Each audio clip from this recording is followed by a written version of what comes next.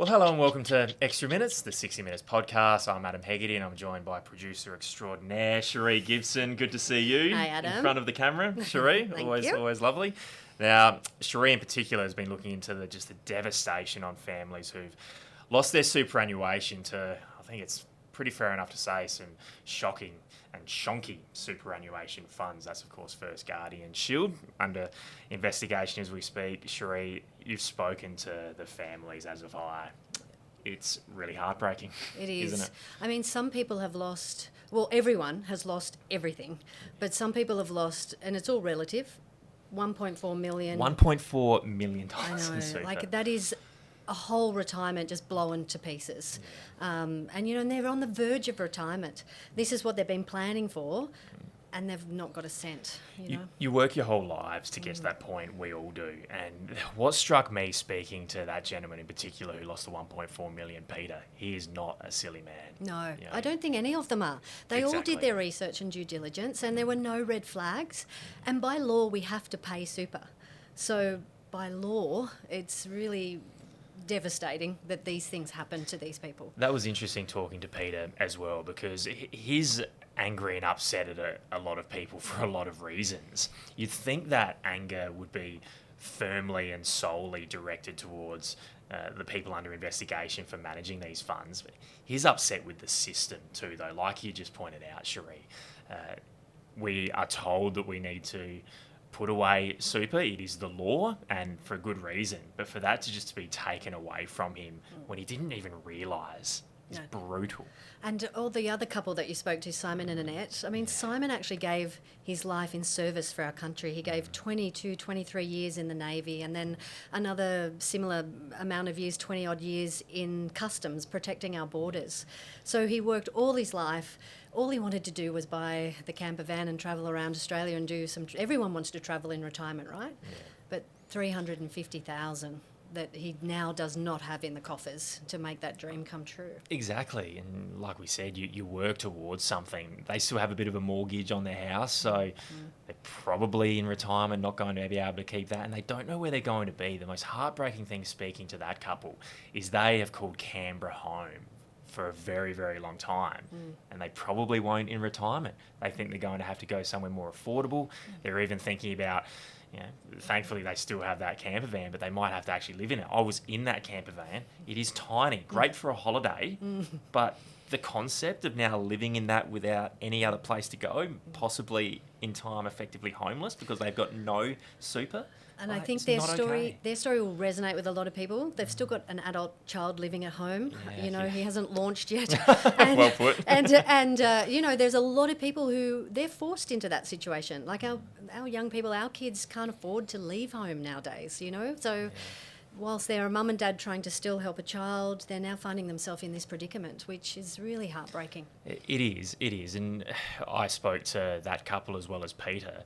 You, in researching this story, spoke to quite a number of people. I mean, I can't imagine how much heartbreak was on the other end of the phone. There was a lot of tears. Yeah. You can't help but cry. No, and the awful thing is that they did do their homework. Like, it wasn't a quick decision. Like, if someone was cold called, it took them a couple of weeks to dot the I's, cross the T's, and realise, okay, it is higher risk, but it's higher return. And that's what they were chasing. But therein lies, in that sentence, the downfall, higher risk. Exactly right. What captured me about this, talking to those people who have been victimised by it, is it's not like they were scammed in the old-fashioned way or the typical way where they've clicked on a link on Facebook or anything like that and made a mistake of going through with it. It was almost like a syndicate where they've clicked on something, but then they get cold called, as you say, and by the time they went to look at where their money went, they've realised it's gone to places that they didn't approve or they were unaware of. And then the first time a few of them learned about losing their super was when they were just going to check it, or when they saw it on the news. Oh, First Guardian Shield. I think that might be me. So I am terrified because I don't look at my super all that often, and you think, wow, hang on, this could have genuinely happened to me. You can't look at these stories, or this story, and go, oh, that'll never happen to me because I'm smart. I wouldn't do something so silly with my super. It happened not under their noses, but behind their back. I know. There was one lady who I did talk to, a victim, and she'd lost everything in the GFC and then built herself back up only to have everything taken now by these people. But she is definitely someone who did her due diligence and dictated where she wanted her funds to be allocated, whether it be blue collar, white collar, in cash, what shares she wanted. And when that didn't happen and she didn't have an app, because a lot of superannuation funds have an app and you can check it, it's not good for your mental health. I tell my husband all the time, stop looking. The markets are volatile and, so will your super be, but just sit and forget and trust in the process. When she couldn't get an app, and then that's how she found out that she'd lost $400,000. Like her whole savings, the second time around. Like it's a punch, that people can't recover from that. Absolutely. And when you're talking about, families who aren't rich or, single mothers or, parents, it's even more brutal than it could be for anyone else. And that's the thing with women. Like we hop out of the workforce to raise children and our super is a lot less than the male. And to actually, the one I was just talking of and referring to, she is a single mum. So she only has herself to fall back on and now she has nothing. And she's already picked herself up before. I know, but you're heading towards 60. It's dire. You don't have time to recover again. You raise a good point about you don't want to just check your superannuation all the time because it's not good for the mental health at all, the stress levels. But that's one thing that we're trying to get across in this story as well, that what's the message with this? And I guess it is probably just due diligence, but how safe is your super? Exactly.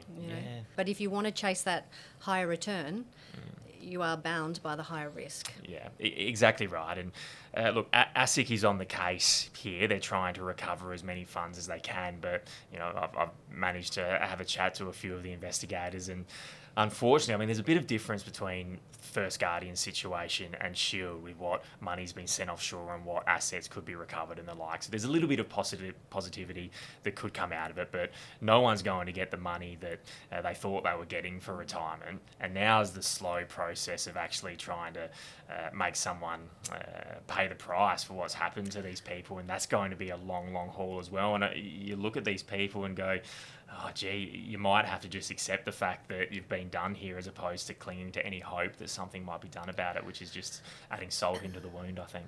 Well, the kick in the teeth is watching them drive around in Lamborghinis, which have now been repossessed, buying a $9 million waterfront home in Melbourne.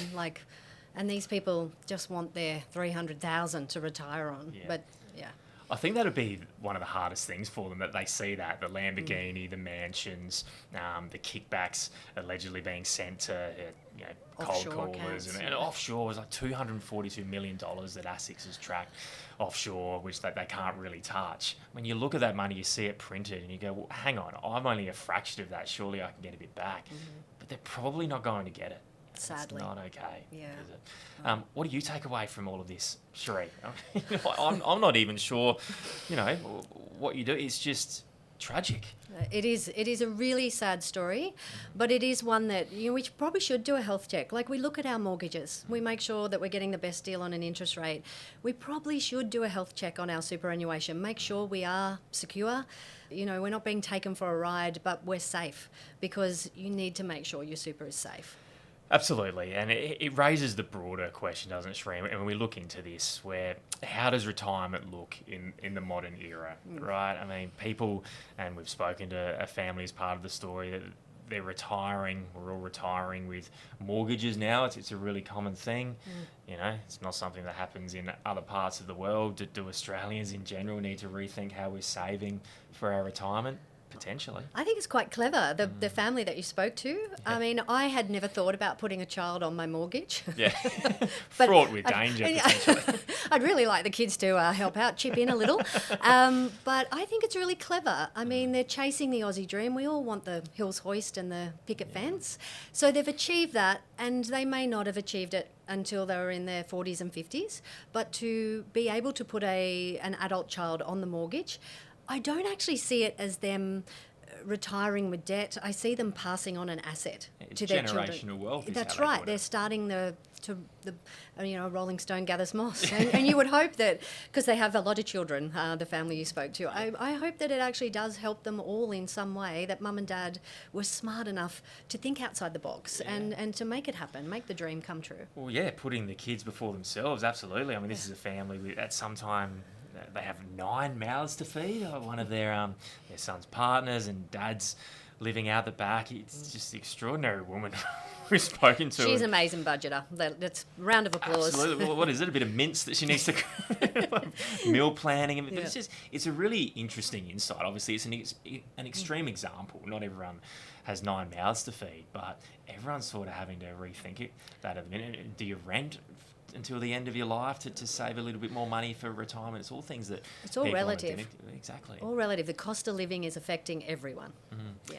But it's that Aussie dream, isn't it? You buy a house, you pay it off, you own it, and it's probably going to be an interesting rethink for people if we're starting to look at different ways to retire. Well, it's actually not a bad idea for your super. If you want to boost your super, because at the end of the day, when you do retire, you do downsize, that actually just tops up the super that you may not have. If you just stay within the solid industry fund and just, don't chase the higher returns, that low risk may pay off if you actually do have the Aussie dream of having a mortgage as well. Absolutely. Well, I'm sad to say we've probably created a lot of stress for our viewers. They're going to be delving into the finances. Don't look at the app. Don't keep a close eye on that superannuation app. Exactly right, but probably a timely reminder considering what's happened to, I don't think we pointed out there, 12,000 people, 12,000 victims attached to these funds. So, Sheree, thank you. Well done. As always, you can catch up on our story on the 9Now app as well as 60 Minutes YouTube channel.